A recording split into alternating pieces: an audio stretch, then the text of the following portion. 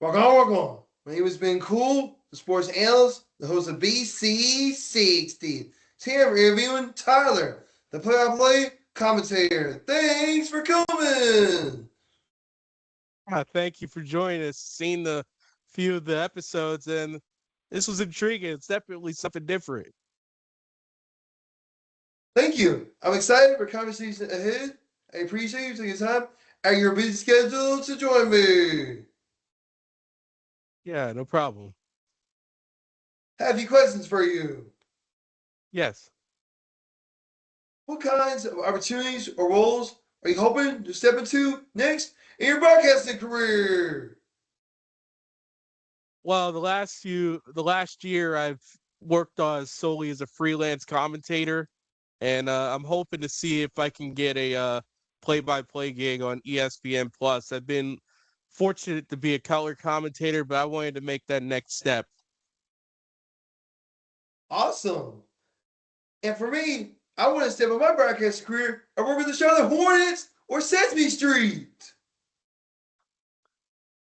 Sesame Street definitely be interesting for you. And of course, with the Hornets, they've got no shortage of characters. Thank you. And what do you think will be the key step that helps you get there? I think it's going to be just staying consistent and continue to keep on working. There's always stuff that comes up with it. Some broadcasters, there's important things that they have to take care of, and namely making sure that you could stay on the road and continuing with these jobs. But I got a good support system, and they see the vision with me, and I'm happy that that's the case because my one thing is I just want to be able to continue going and continue growing.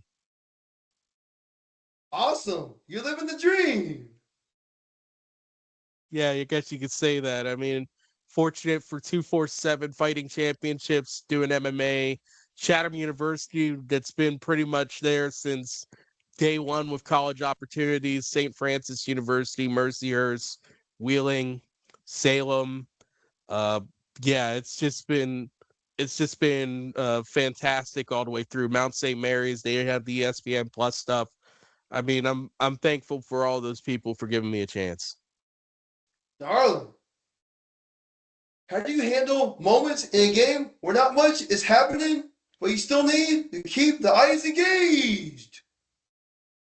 You gotta This is where that all that preparation that you make into it, because you know that in most situations you prep for all situations, and maybe 95% of that isn't getting used, but you're just hoping that if you have everything in front of you, if you prep like the game's going to be a blowout, then whenever it is a blowout, you're ready for it. But for the most part, you're just hoping that the game's exciting, but you want to be ready just in case to have those stories and fill in those details and maybe provide a little bit of a different look into the game. Rock on. And what are some techniques you've developed to fill those gaps naturally? I wouldn't say there's really a technique. You just hope that you go in there and find that little nugget of information. Sometimes it's about the majors, and fortunately, most college athletes have a LinkedIn, and you could go and check out their what they do as interns or anything like that. Also, previous jobs, and you could kind of just fill in those little nuggets. And fortunately, most times with these athletes, there's someone that covers them with a story. There was one story for I think it was a women's lacrosse player that she shaved her head in cancer research and cancer support. So those little things like that, going to find those extra bits just to give a human aspect for these players. You just search their name and you do your best to hopefully find something that makes great content. Thanks for sharing. What areas of broadcasting are you most focused on improving right now? right now my most important focus is I think trying to make sure that I'm right there with the moment. For example, this I usually struggle with baseball in spring. I'm more of the high action sports, so basketball, lacrosse, and everything. But I've been figuring out more ways to keep all that information in front of me. I created a dots method. My last name's Polk, so polka dots, and I work for another guy who has the last name Dotson, but that's keeping track of how many hits, how many runs, how many errors. Excuse me. So that's been keeping my head in the game, and I've noticed that I've had a lot better power. The three aspects that Gus Johnson has in terms of being a good broadcaster. I mean, I feel like I've been pretty much right on top of it for the most part with baseball and softball. So it's been an enjoyable spring for me. Gnarly. And are there specific broadcasters or mentors you look up to for inspiration? So locally, there's a broadcaster here, Bob Orquist.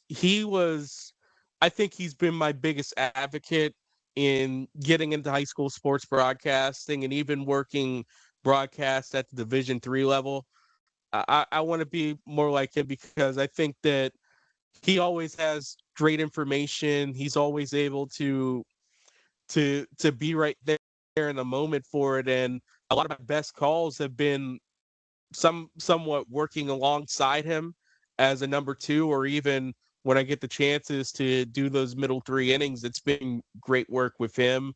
He's been a great mentor, but in terms of the national broadcasters, Doc Emmerich was always one with me. I always do the 2 seconds in one.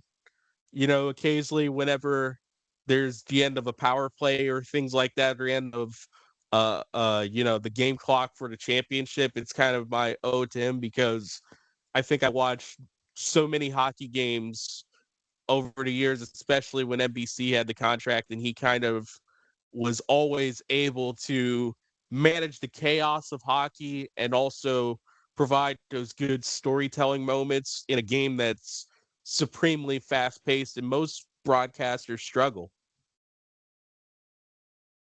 It's not like you're doing good. Yeah. Thank you so much for taking the time to sit down with me for an interview. It was absolutely a pleasure to speak with you, hear your insights, your stories, and respect to inspire. I'm grateful for the opportunity to learn from you. Thank you. I really appreciate it. This is fun. Come back again soon. We're going. That's the end of my show. See you soon, everyone.